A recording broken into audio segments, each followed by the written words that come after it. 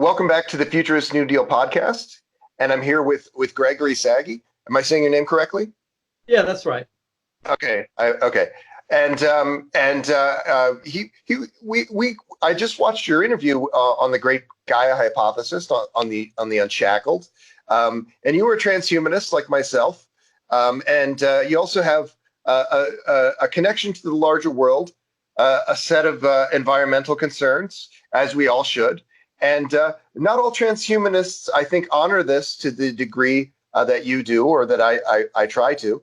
Um, how do you reconcile these two worlds, the techno-futurist and the advance of technology, with a deep understanding? Hey, Kitty, with a deep understanding of the of our responsibility and role in the larger world.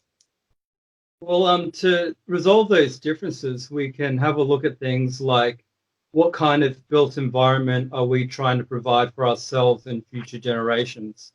If it's solely for transhumans or humans, what kind of world would that be like for the future generations and for, say, the animals and insects that reside within it?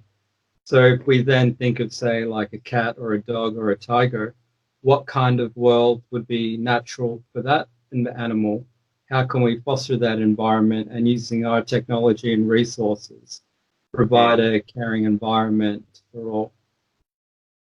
So it's a matter of looking at different perspectives. Like you can look at the land or you can look in the air. Like, what do birds need to breathe?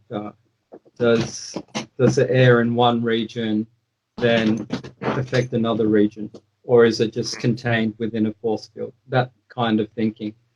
Hermes, the little kitten is, yeah. I saw your cat, cute cat. Come here, Poe. Yeah, so, Say hello to what the I'm kid. I have trying a to get dog. at is, if we have a look at the perspective of an animal's perspective, in the sense that what we're doing right here in one continent has a global effect on other continents. So we have to be mindful of how we apply technology and Hermes.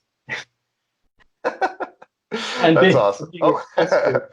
Otherwise, yeah, the animals get mad like that. We're getting a little object lesson on that very subject. Very nice. No, you're a lovely pet. Yeah. That's fun. That's fun. Uh, yes. Even relative to other humans, as techno optimists, maybe are taking advantage of new technologies, more robust, advanced algorithms, natural language processing, things like neural lace. As we're able to make use of those, even relative to other humans, more Luddite-minded humans, where there's going to be a kind of maybe a power differential there, like you described with respect to ourselves and other creatures. A point being that we're going to have to be especially mindful that we're being respectful of everyone's needs and of the needs of our world. It's something that in the 20th century story, human beings haven't done a very good job of.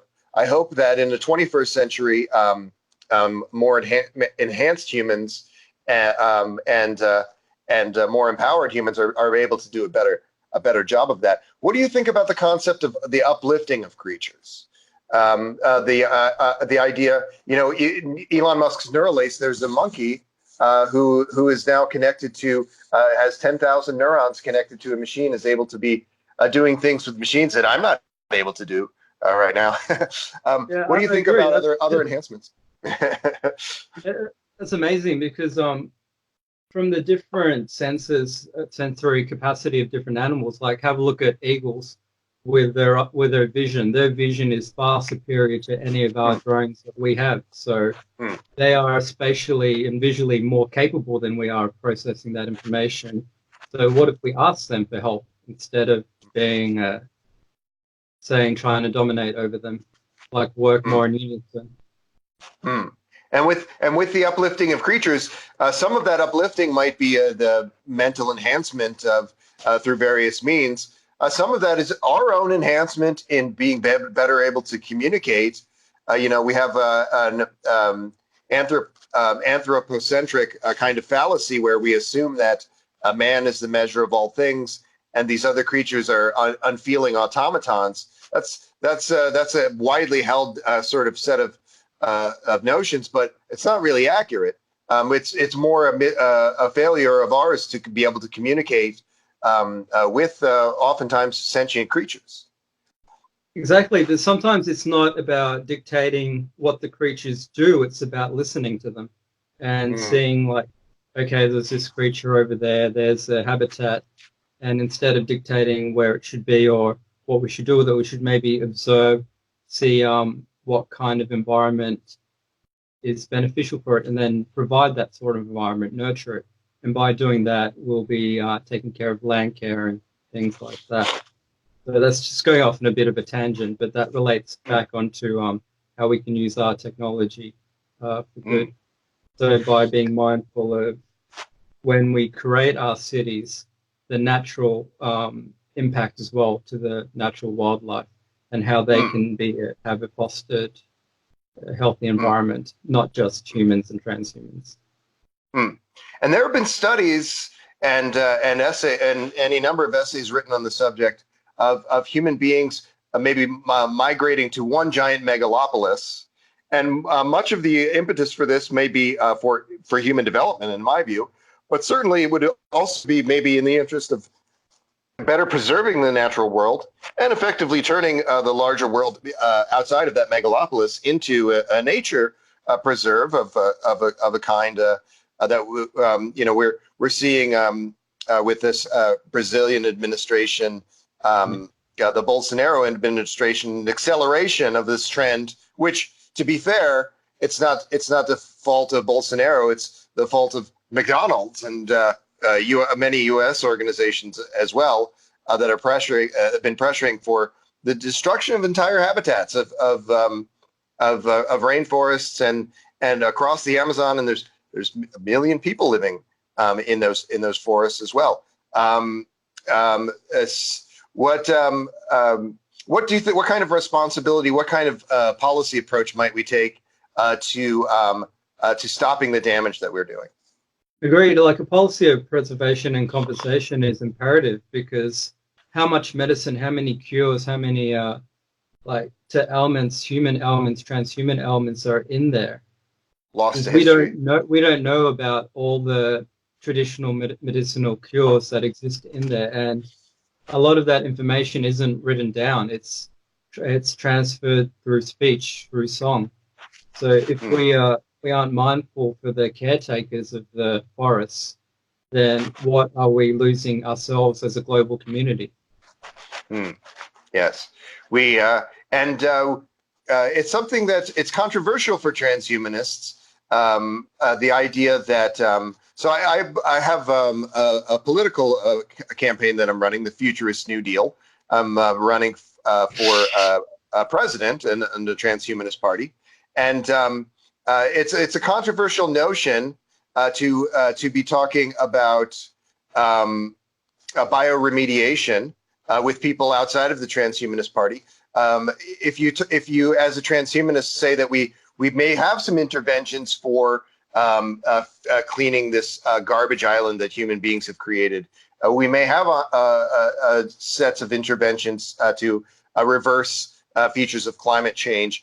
People are resistant to that.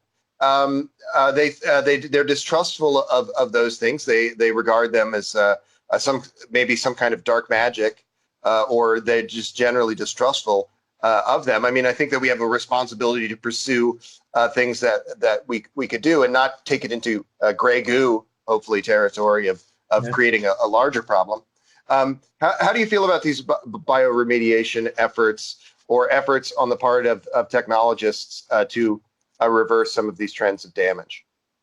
Well, to do that, to go into those regions, it might be a good idea to get someone from within that native region who has then studied that discipline, or to act as translator and have a discussion, not a debate, and to explain the pros and cons of the processes and hear out what the concerns are and alleviate them with someone from within their community who is trusted, who would then be able to relay the information directly, rather than just having a foreign body coming in and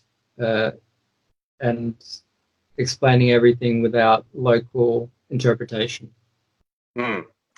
And I know someone who is working on this in the life sciences. It's a microbe that has a biomechanical design, and so even though it's quite small, the ordinary powering of the cell mechanisms actually has this little machine that's sort of added to it, that's included now as in this life form, and the function of this is to clean up a particular other particular kind of a small scale waste, but you can be releasing a lot of these, dealing with some of the kinds of problems that we have in the United States with the Deepwater Horizon spill, or these other kind of trash island set of concerns that are killing our oceans. Our oceans are not healthy, and we're not.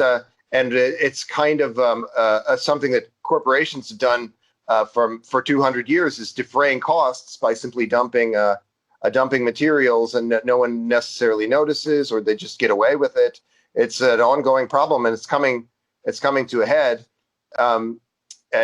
These kind of approaches are good, but we also need, as you said, to be mindful of the communities, and sensitive to all manner of concerns of this kind. So let's talk about a very transhumanist idea. I interviewed Isaac Arthur, a futurist, and we talked mostly about the metaverse and mind uploading and things like this. But Isaac Arthur has written a lot about the Matryoshka brain, this sort of computronium, converting of some satellites or off-world, ultimately in time, to into a big supercomputer, turning something into a supercomputer. How do you feel about these kind of advanced technologies? How are we going to balance our concerns for our own humanity and for the health of ecosystems with some of these advanced technologies that could take on a life of their own? That's a very difficult question. Let me reflect on that for a moment. Okay. It is a far future notion, turning an entire satellite, an entire, it's the idea is that Uranus, or an outer moon, could be converted to at a small scale too. It is a fanciful notion, so it's not something. I think it is good to stick to near-term concerns, particularly as it relates to the environment. Well, such a satellite could have a bigger picture of what's going on around the world, waste and garbage-wise, and have an impartial view. And then perhaps be able to give us direction on how we can best use our resources to a clean-up effort. So, yeah, and it sounds like a good idea. Yes, but in the near term, we have an awful lot of prospects for automation and AI that are more on our horizon. I was talking last night about the design for a space elevator. I've been working with a team in Russia that's wanting to build an industrial space elevator. And this design, it's not for humans to go to the moon or for humans to go into near Earth orbit for space tourism at this point. It would just be something that would facilitate near Earth industrialization generally. But that requires some drones to be used. Amazon is now using a fair amount of drones. That's in some way reducing environmental impact relative to our 20th century modes of transport. Do you think of this world of where there's an awful lot of AIs in our life and an awful lot of automation in our life as a better world for the environment, as a better world for you, Gregory? That sounds like a beautiful idea, because it can be a common global effort to get this space elevator into operation, because it can benefit all of humanity and transhumanity. and at the same time, it'll then free up the rest of us to work on creative pursuits. So Yes. sounds like a And win-win situation. And that's something, and that's a side of automation that hasn't been emphasized in the 20th century narrative. The 20th century is very much a story of advanced automation being used, but it's not being used it has improved people's lives in an awful lot of ways.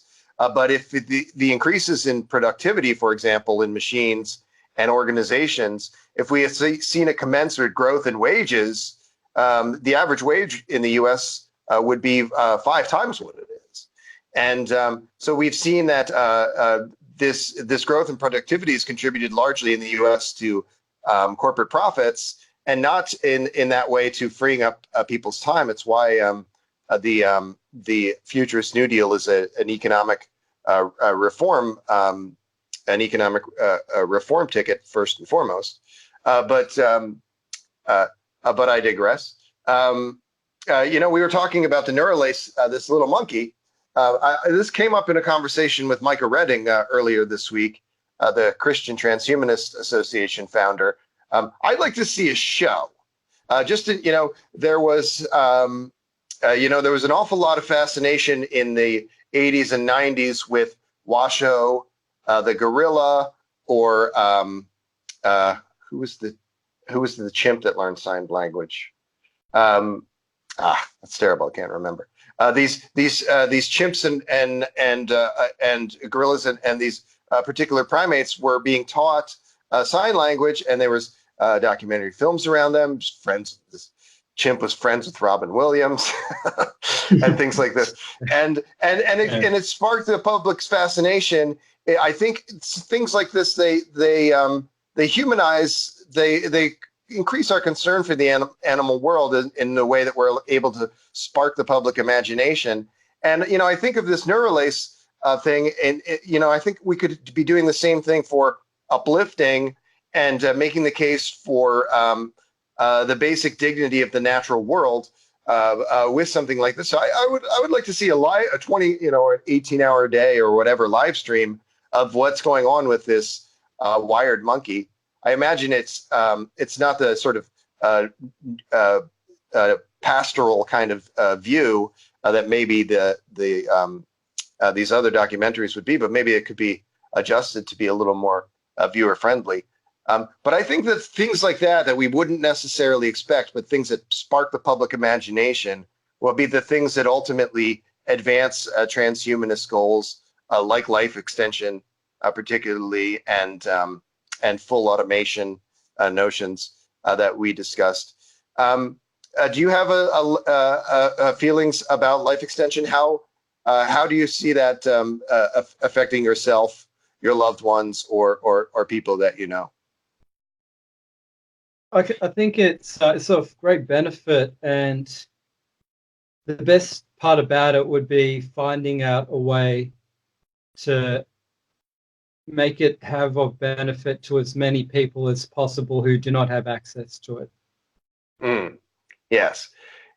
I think people have said that my use of this term, universal longevity escape velocity, is a little bit redundant. Longevity escape velocity, a sort of life extension, quickening, the technology is quickening to such a pace that people will be adding more years to their lives than are being detracted by the natural advance of time. But I think it's a redundancy that bears repeating, because this should be for everyone, and it should be for ordinary people and working people, and anyone who is interested in maintaining their health at that level for as long as they choose to. I agree with you there that we want to be first and foremost kind of democratizing access to that, and making sure that that is a goal at every stage of the game for life extensionists. Yeah, that sounds awesome. And also, just quickly, going back onto the increasing of profit through automation, that's also another beautiful idea, because with that, we can then look at providing being able to provide food and shelter with those increased profits to those without and those lacking. So it's also a manner of using those profits responsibly for fellow human and transhuman and animal kind. Yes. And people in the United States are often concerned. We mentioned Amazon a moment ago. Concerned with Amazon. Amazon has had a tax break in 2017, 2018.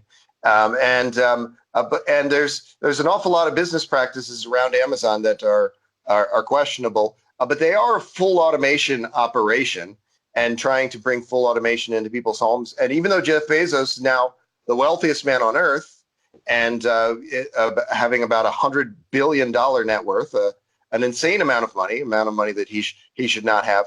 In practice, he's putting those resources back into growing this full automation and AI operation. So he's very wealthy on paper, but he is putting a fair amount of that back into that.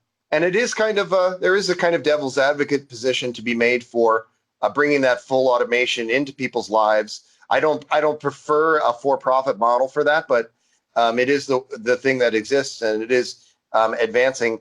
So, we are seeing it at a point, even with an organization like Amazon, where that degree of automation is moving a lot of products and services towards being a free good, one that can be brought to your home at an extremely low cost. And hopefully that effect in and of itself leads to some democratizing effects, even with the understanding that we need to also get these guys to pay their fair share of taxes. Yeah, I agree. I agree. It will be good for them to pay what is due.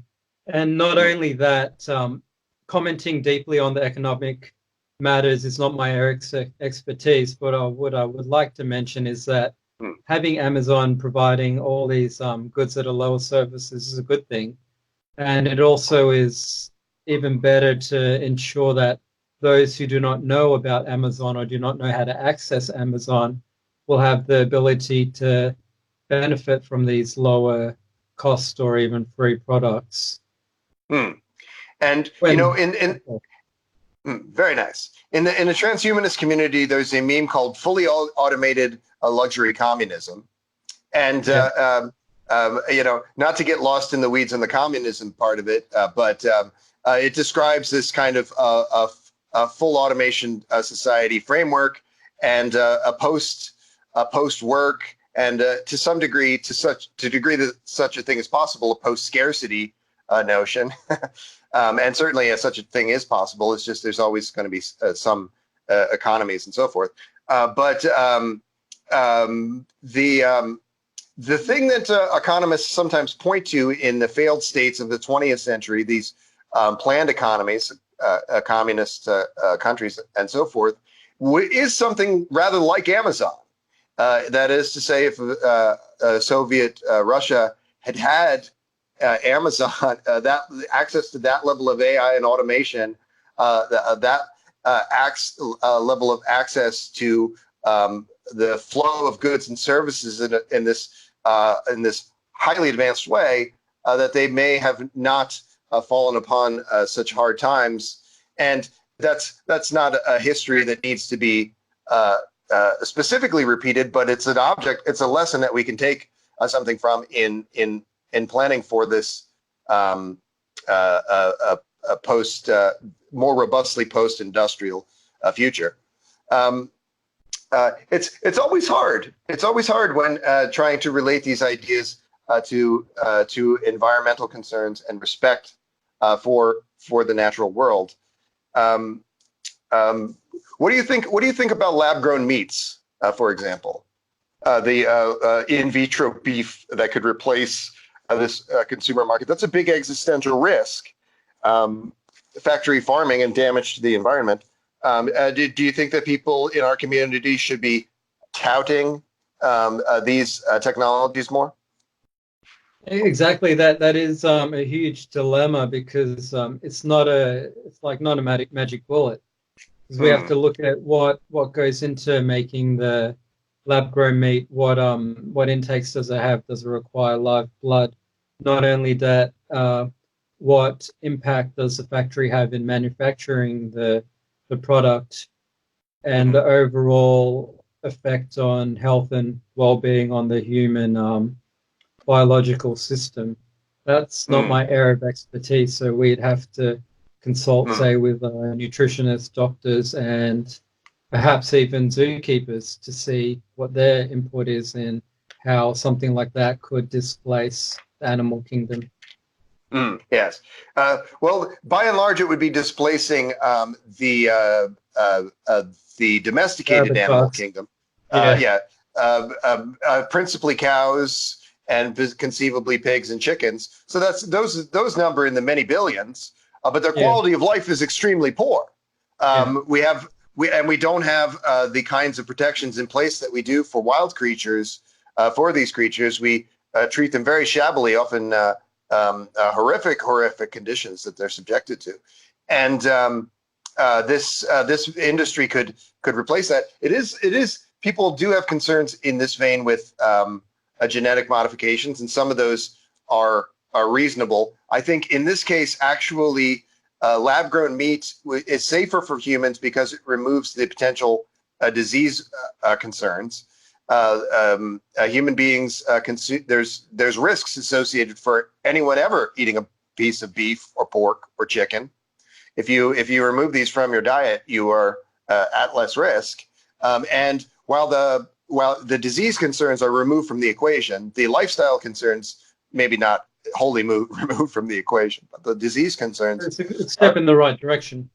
Yes. There's definitely a lot of things to consider as well. I remember speaking to a group of environmentalists who were very much for animal rights, and some of them said that they were against lab-grown meat because you have to extract some small amount of muscle tissue from the original donor to then be cloning all of that muscle tissue. And would be something on the order of a human getting a biopsy if they're unwell, if they have cancer or something. Yeah. And that would be one creature. And then you would be able to make a tremendous amount of meat, many hundreds of pounds of meat from that one biopsy. So that would be reducing an awful lot of misery in that process. But they were fixated on that one biopsy that even that was not a worth. I guess they might have been a bit pedantic and weren't aware of the bigger picture of the whole procedure of producing lab-grown meat. They might have thought of it as a continuous intake rather than, say, adding yeast to baking bread. Yeah. And it is quite a bit more like that. It is a highly automated process. And people are resistant to that level of automation and the sort of science lab kind of side of it, but it's so less horrific than the factory farming. Any Google search of documentaries that have been made on this compared to growing things in a lab, it's really apples to oranges. How is your coffee? Cheers. That's tea. All good. Yeah, I think that's pretty awesome what you're saying, because a lot of the issues that we're having at the moment is miscommunication. Because people are assuming what these technologies entail without being educated and explained to in a friendly manner of what actually goes on and how much benefit it can have. It's kind of like it's like say inventing the match or the lighter. It has potential for good and bad depending on how we use it. And how much benefit did fire give to man when it was brought about? Well, yeah. It's that sort of dilemma, because to one outsider it might look like a whole magic field that is very scary, but if we can gently educate and show and alleviate the concerns, maybe show a tour of the process, show how from the beginning product to the end produce meat. And then show the difference between the traditional and the future method. Then yeah. And the biggest area is really reducing that environmental impact. It uses a tiny fraction of the water. It still uses some water, but uses a tiny fraction of the water and other resources that that these other meats grow. You know, the other alternative is that there's lab grown, and then there's also mock meats that have gotten so good that it's very difficult to tell that they're not meats, even though they're actually a careful assemblage of vegetable proteins and things. Exactly. Because a lot of people don't realize that when you're cooking with meat, most of the taste comes from with how you cook it and what you add to it, like the spices, salts, sugars, that sort of things. The meat is just like the texture. So all you have to do is get something with the right nutritional value, right texture. You can have the same spices, same herbs, and flavor it as you like. And they've gotten very good at those. I know I've known vegans, and I was one for quite some time, who are resistant to those mock meats. They say that's a normalizing of bad behavior in their view. So they would say, don't eat the mock meats. It's tempting you to go back to eating meat.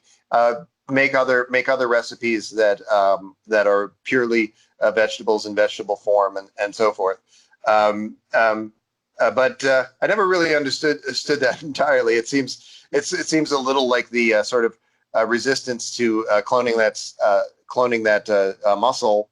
It's not really dealing with the biggest problem, and you know, the best thing that we can do with existential risks is as much harm reduction as we can through by approaching the areas that are the biggest risks.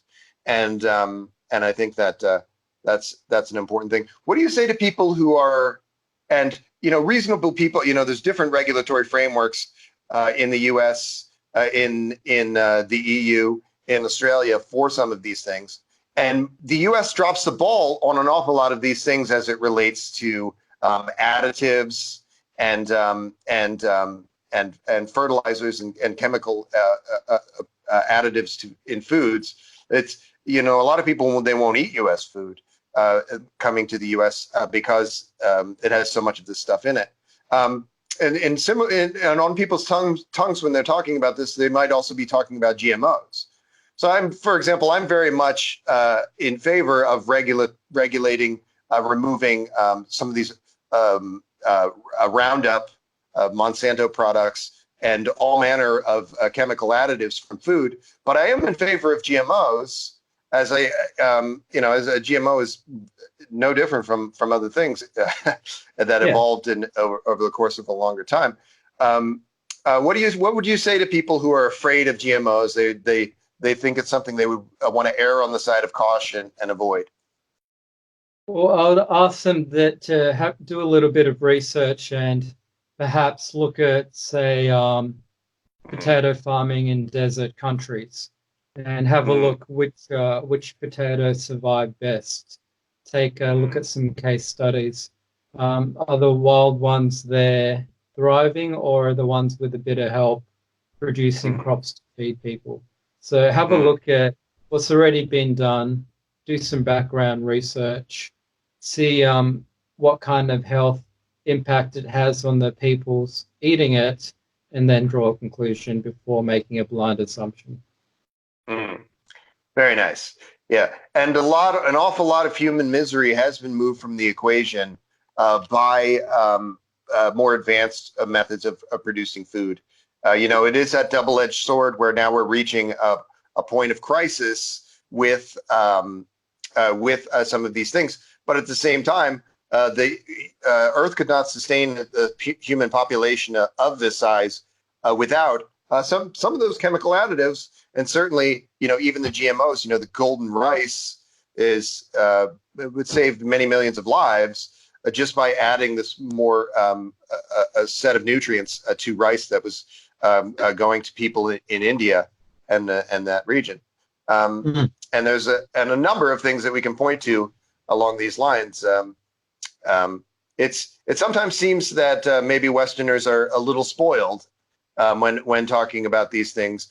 They want to regulate based on their own markets, and maybe superimpose that onto markets where they should where those people should be allowed to have the basic benefits. The lowest part of Maslow's hierarchy still needs to be met before we always are foisting these other more high-minded concerns on other people. And that is always a problem in looking at the developed versus the developing world. What do you think? What is your impression of the regulatory framework in your country for giving people healthful food and things around like GMOs? I think Australia's done a pretty good job with it, because when people follow the guidelines set out that are continuously being updated, like we can have a look around, the health of the population is increasing. And regarding going back to guidelines, perhaps also what one can do when applying those regulations is see if we test what food we sell outwards on ourselves before then pushing it on others. It kind of like we'll have a taste of our own medicine before applying it outwards.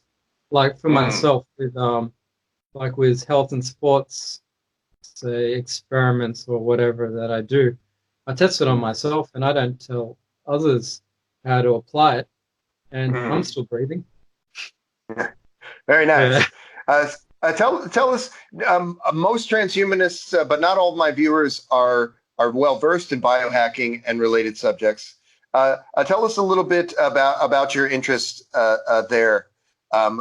What is on your wish list for upgrades in the near term, and what sort of things are you taking an interest in today or doing today? Well, regarding biohacks at the moment, I'm looking at more nutrition and mental fortitude training, like what sort of technology we can use to apply to enhance. I'm limited in what I can say, but at the moment the focus is on nutrition, strength and conditioning, and mental cognition, and seeing what technological aids we can use. One good method is something as simple as music, like what sort of frequencies the music is tuned at has a direct impact on one's state of being. So instead of being 440 hertz, it can be tuned to 432 hertz. A guitar or the resonant frequency of the sound piece. So I'm getting lost. But yeah. That's okay. Yeah. Like something as simple as that, like music. Imagine before you had to play music in one area and had to physically be near it to hear it. But with technology, I'm speaking here from Australia, transmitting to you in the United States of America, that is now going globally, and not just globally, it's going out towards the cosmos as we speak. And in how many thousands and millions of years, who's going to receive this signal? It's kind of cool. So this is a transducer technology, and things like music, or even looking at things like older natural technology like flames. How does that affect mental? Like, because studies have shown that fire flames has a soothing effect. So not only is it applying future technology, but also looking at past technologies and harnessing them for well-being. As for biohacks and upgrades, I'm still deciding on that. You have to be very mindful about that. Yeah. It's an open question. It depends upon the safety and efficacy of those interventions. It is a thing that sometimes people criticize people in our community, and I think that it's a little bit of an unfair criticism. Is that maybe people say that not all biohacks are very goal oriented. That sometimes if it's an elective sort of thing, an aesthetic sort of thing, people say that it reflects poorly on our community. I don't feel that. I think that I guess I do have some biohacks. I guess you could say like my hair is dyed, like dyed. That is a form of a biohack.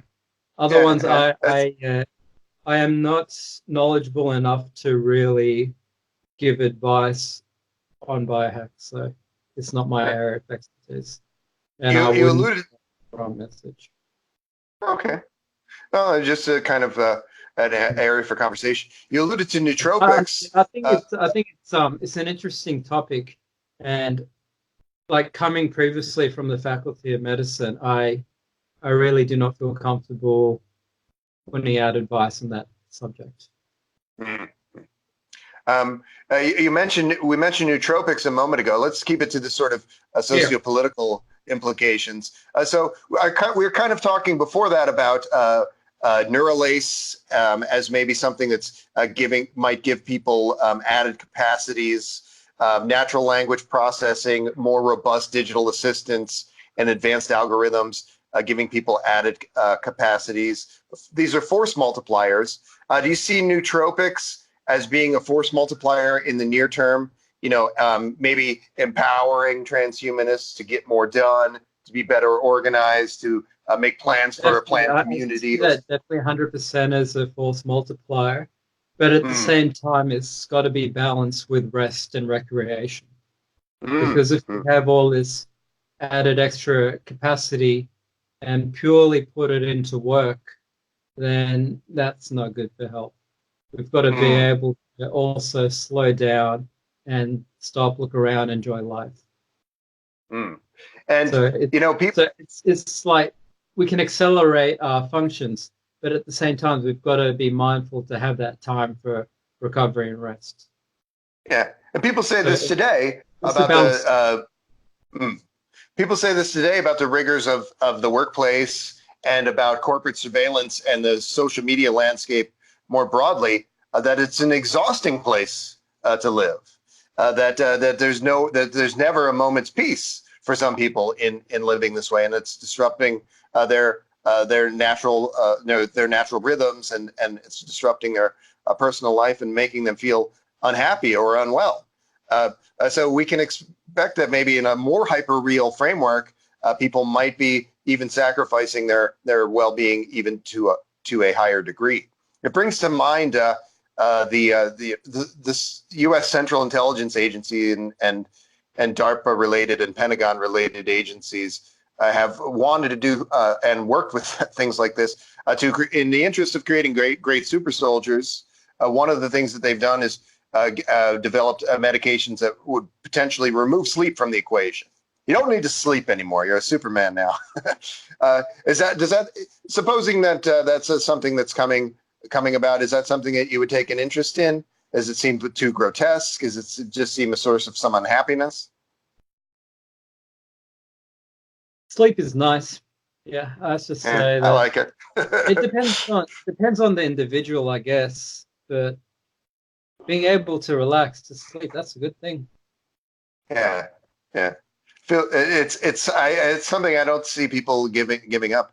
In the Neuralace conversation, potentially could be interacting more with our unconscious selves through brain-computer interfaces to the degree where you could be creating some work product or durable experiences or happenings in your sleeping state with those brain-computer interfaces. I'm very excited by that prospect.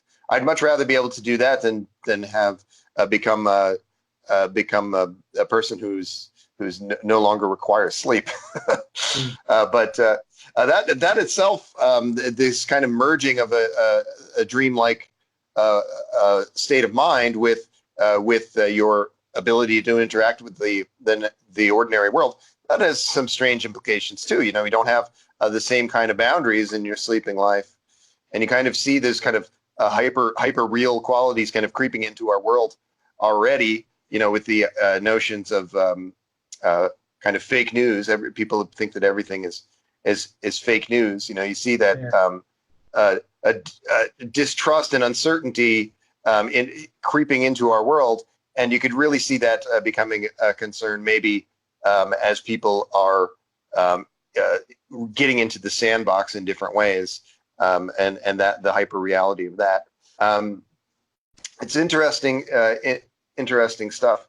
Are there any? Do you think there's any line for people in terms of their health, in terms of living in that virtual space too much? What do you recommend to me? I want to go into as deep of a dive as I can. Should I stop? Should I hold myself back at a certain point? You need a tether, a safety line, someone to be like, hey, you spent too much in there, and just pull you back out. That's the best advice I can give. It can be a Yeah. person or it can be a little cat who will just bite you and then pull you out. Yeah. Yeah, I need to meet your cat. He's got the right idea. it's a figure of speech, but yeah, Yeah, yes, yes. Now, he's very gentle, and I'm just like, yeah. Very good, very good. Um, yeah, yes, but it's having a tether, a lifeline, someone to keep you accountable, and mm, to someone that you trust who will then be able to tell you you spent too much time online or in the, how do you say it? Yeah, mm, it's yeah, in the other side the of the metaverse. screen, Yeah, and yeah, for them to be able just to tap you, pull you out, that kind of yeah. thing. It's But like, it it's, is. Go yeah, ahead. It is a highly social space. It's something that's not people who are fear mongering about this world of people becoming so siloed. But you know, um, yeah, I think of in the 1990s, I knew a few people who were writing code and writing storylines for a game called EverQuest, and it was one of mm, the first multiplayer games where people were kind of really getting immersed in this world in the way that they might be with World of Warcraft and many other games today. Um, yeah, and you know, on one hand, those people were engaging in social activities with friends in that world, but they were also doing it in a way that was sometimes neglecting their other responsibilities. People would leave their families because of this game. People would stop working and just so it was for those rare few people it become very addictive, and it was problematic. But people, I think, even in a world where people are having access to artificial personalities, very realistic chatbots and virtual characters, they're still going to be engaging with real people in this kind of social ways that we do now in social media and the gaming world. So I think it's a healthy world, but it's one that we have to be approached with some suspicion and concern as well. yeah. I How, agree because some of those games are very powerful. Because I used to play a mm, similar game, but it was an Icelandic game, so I don't mm, really need to mention any more. But mm, yeah, yeah, very it it it draws can you in. build a very powerful mindset, and you can learn a lot about teamwork, about science, about chemistry, about physics, about Mm, group dynamics, and working mm, together, mm, and then apply that in a positive manner in the real world. But yeah. having that sort of, I guess, maybe not supervision, but say participation by peers and parents and friends, that sort of thing, can Mm, be of help because I guess it could help bridge generation gaps where if you could have, say, a mm, grandparent with a grandchild both interacting in a video game when they're not physically able to be in the same location. So that mm, can have sort of a community and mm, having trusted individuals in those sensitive environments. yeah.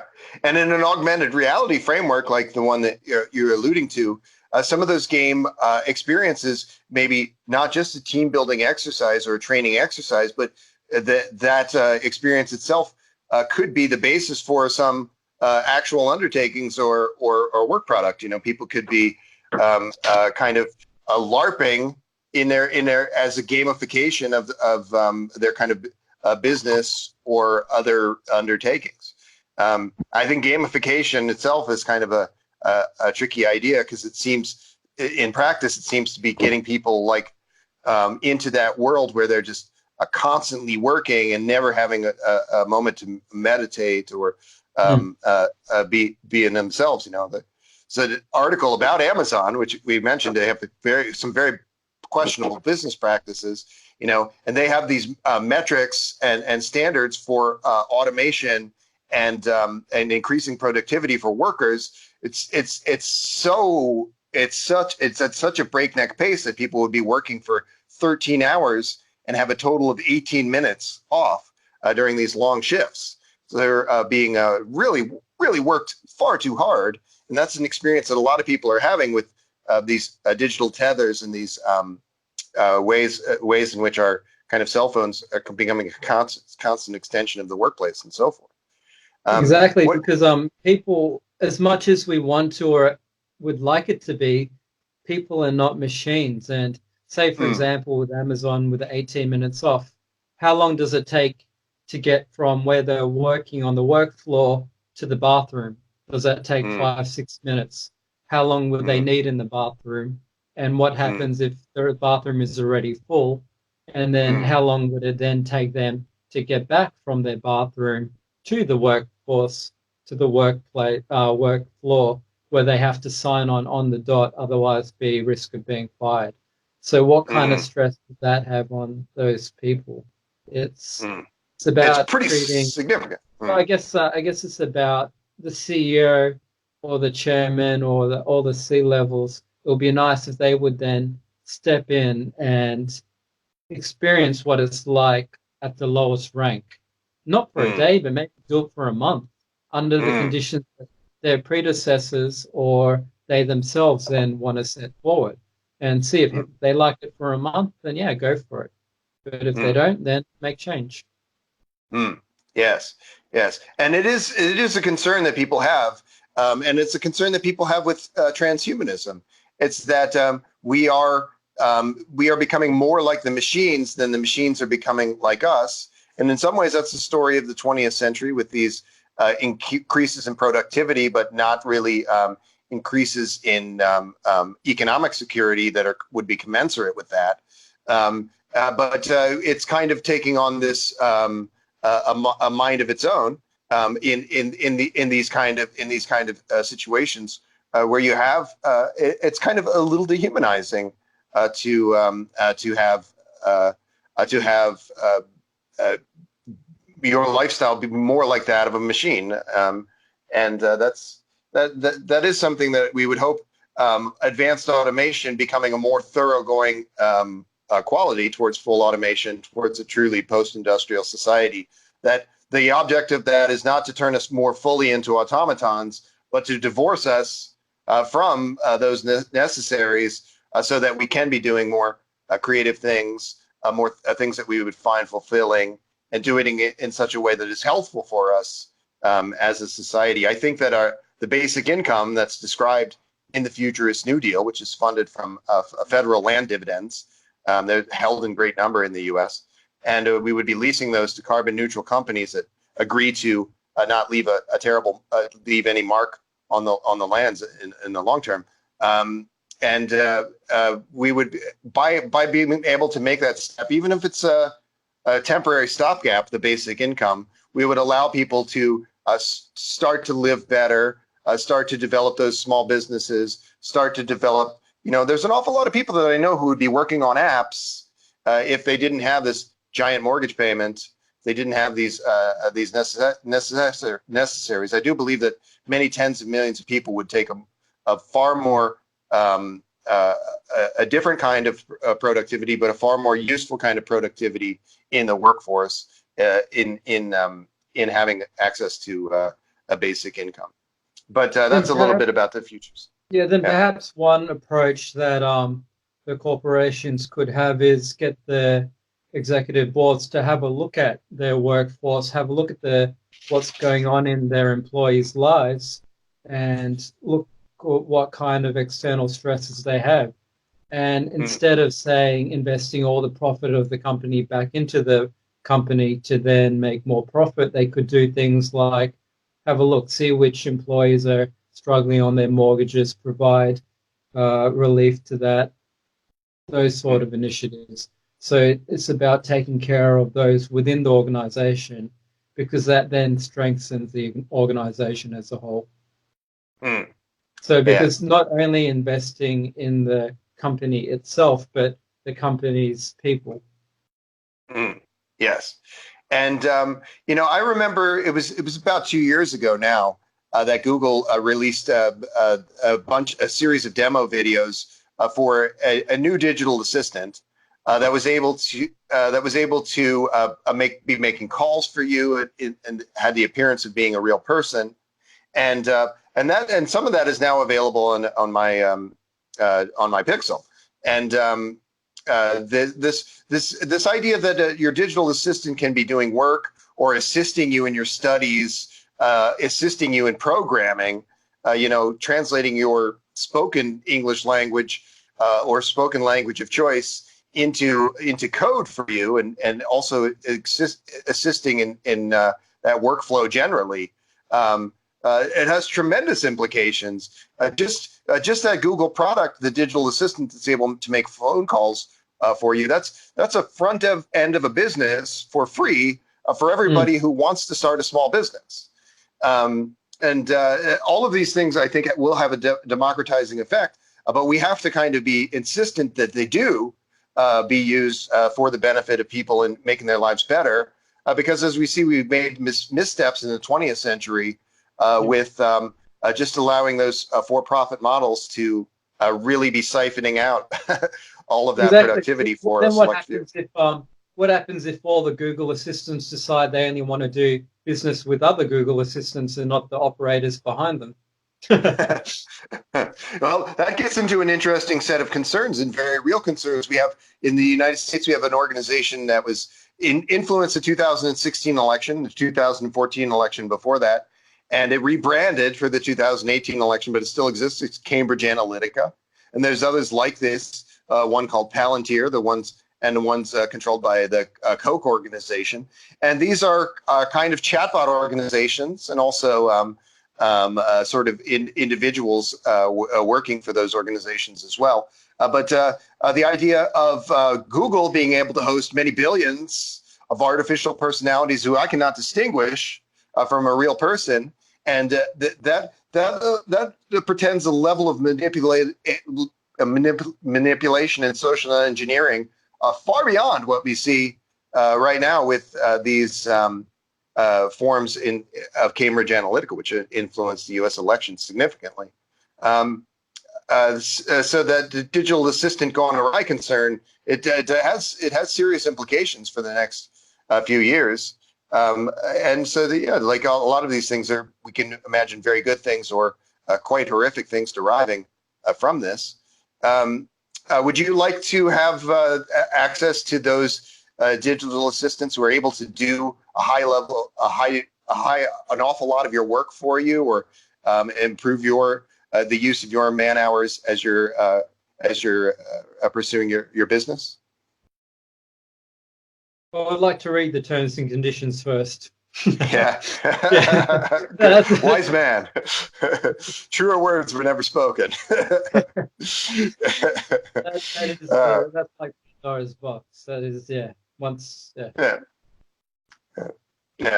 There's in concerning ourselves with these things, some of these guys who even guys like Peter Thiel, who runs Palantir, one of these influence organizations, which is very deeply connected to a lot of law enforcement organizations in the U.S. and around the world, in fact, and is kind of in one way one of the strongest manifestations of this corporate surveillance notion. But he is also investing money in an AI safety concern based in Southern California, because even these guys who can be quite Machiavellian on some of these points, they see these advanced algorithms advancing to such a point where we need to make sure that they are democratized, and that there's an amount of oversight so that that we don't have some particular set of individuals being able to really manipulate people to such a high degree, because we are kind of at the precipice of that now. And I'd say it's a good problem to have, but it's one that there's so many moving parts that we have to really be aware and talking about those things at every step and as much as we can. And not everybody wants to talk about those concerns.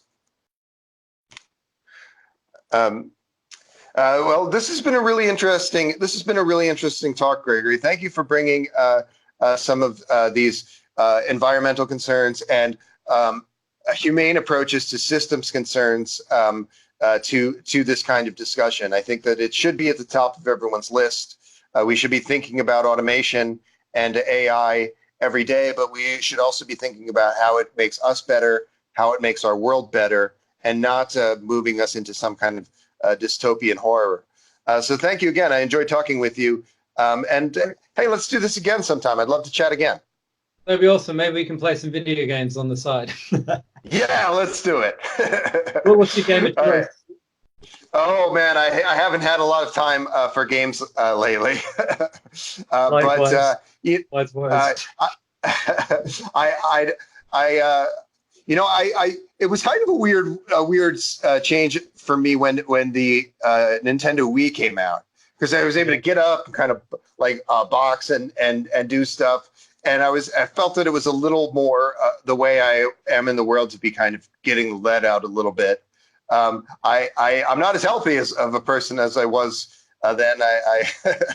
I need to maybe start doing that stuff again. I have a Windows mixed reality headset that I Yeah. use because of its desktop integration. Able to Yeah. use it for some other applications. But I Yeah. want to maybe be doing. I want to box Mike Tyson with that thing. What about yourself? What are you enjoying? Well, right now, I feel like playing table tennis or squash. Like, Yeah, yeah. yeah, I, real life. I like squash a lot. I There's always like, wanted that Tron squash, you know, yeah, there's a like that lot of movie Tron. different versions out there that are fun to play, and Yeah, like the video game versions that mix up with physical squash. It's yeah. yeah. Are you Imagine experiencing some of imagine that? if they put that in the Olympics. Yeah, Add a yeah. bit That would be more incredible. to it. Like instead of just a plain court, but have I don't know something interesting. Maybe a bit Yeah, obstacle course, but yeah. I think Anyway, as we're transitioning to augmented reality from bound virtual reality, it'll be a lot easier to have those sports usages. Have you had some fun with the Oculus Rift in terms of any sports or gaming like this, or have you stuck to more the desktop? I've stuck to more desktop and real world, but I'm keen to give Yeah, it a go. See what opponents are out there.